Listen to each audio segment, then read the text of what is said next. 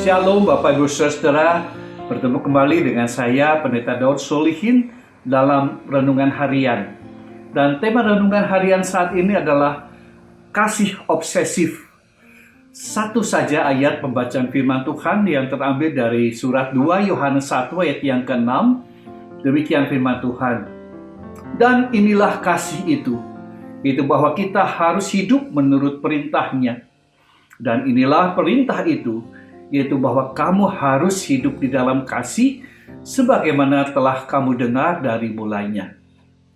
Bapak Ibu Saudara, kata harus mengartikan suatu nilai dan perbuatan yang dilakukan dalam kedisiplinan atau ketaatan. Bukan berarti kita boleh tidak harus, tetapi keharusan hidup dalam kasih ada dasarnya dan ada tujuannya. Dasarnya adalah karena Dia adalah kasih. Allah kita adalah kasih. Dan Tuhan Yesus memberi perintah untuk kita. Demikian, aku memberikan perintah baru kepada kamu, yaitu supaya kamu saling mengasihi sama seperti aku telah mengasihi kamu, demikian pula kamu harus saling mengasihi. Terambil dari Injil Yohanes pasal 13 ayat 34. Bapak Ibu Saudara, bukan saja dalam rangka ketaatan pada perintah Tuhan, tetapi dalam perintah itu ada kebenaran dan tujuannya. Baik untuk sesama dan baik juga untuk kita, untuk diri saya secara pribadi. Tetapi juga ada tujuannya, yaitu kehidupan saya menjadi tidak selfish dan egosentris. Tetapi saya mampu mengeluarkan, mengarahkan hidup saya untuk sesama. Baik juga untuk komunitas, bertumbuh subur dalam semangat kasih.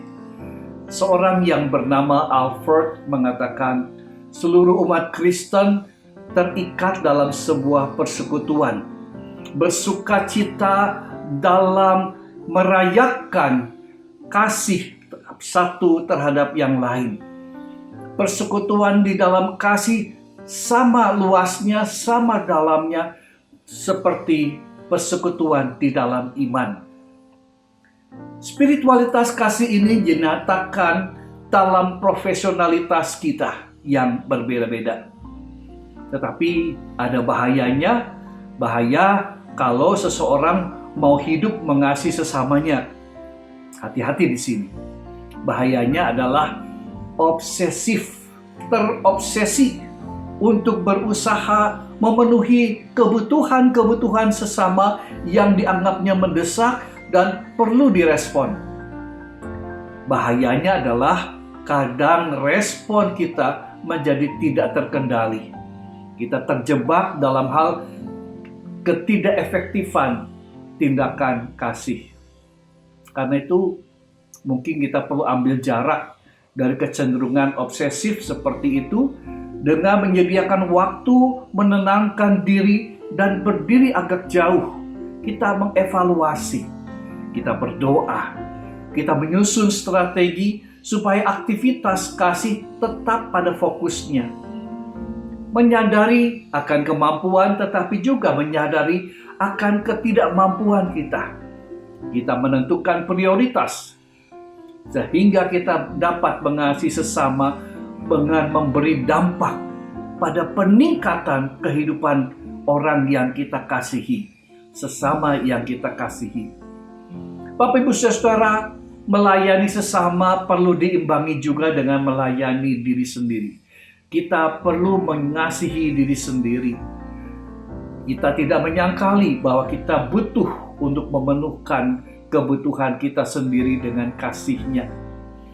Karena itu, marilah kesibukan untuk berbuat kasih tidak menjamin terjadinya produktivitas dan efektivitas. Tetapi biarlah perbuatan tindakan kasih yang menjadi suatu keharusan ini menjadi suatu tindakan kasih yang betul-betul berdampak meningkatkan kehidupan sesama kita ketika kita efektif melayani sesama kita di dalam kasih. Tuhan Yesus memberkati. Amin.